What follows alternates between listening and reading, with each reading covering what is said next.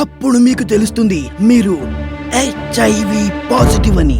Girl friend, friend, family, relative, పొరుగువారు అందరూ మిమ్మల్ని వెలివేస్తారు సార్. దాంతో మీరు డిప్రెషన్ లోకి వెళ్ళిపోతారు. ఆ తర్వాత స్లోలీ ఒక్క నిమిషం, నాకు హెచ్ఐవి ఎలా వచ్చింది సార్? ఒక ప్రమాదకరమైన దోమ కుట్టడం వల్ల. ఒక దోమ కుట్టడం వల్ల హెచ్ఐవినా? అందులోనే ట్విస్ట్ ఉన్నది సార్. మీ గర్ల్ ఫ్రెండ్ అనుమానిస్తుంది, ఆలోచిస్తుంది ఏదో ప్రత్యేకత ఉందని. కానీ తర్వాత తెలుస్తుంది ఒక దోమ. సార్ అందుకే కదా అనేది జనం ఈ కంటెంట్ కొంచెం డిఫరెంట్ అని. నిజంగానే చాలా డిఫరెంట్ రైటర్ గారు.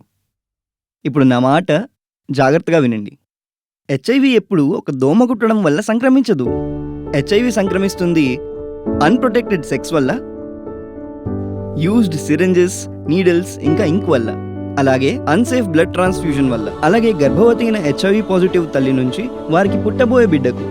మరో విషయం, ఎవరైనా హెచ్ఐవి పాజిటివ్ వ్యక్తితో కరచాలనం, వారిని కౌగిలించుకోవడం లేదా వారితో కలిసి ఒకే కంచంలో తినడం వల్ల హెచ్ఐవి సంక్రమించదు. మీ వంటి వారి కారణంగా తప్పు సమాచారం వ్యాపిస్తుంది. అర్థమైందా? అర్థమైంది సార్. అంటే స్క్రిప్ట్ రీరైట్ చేయాల్సి ఉంటుంది. అవునండి, రీథింక్ అండ్ రీరైట్.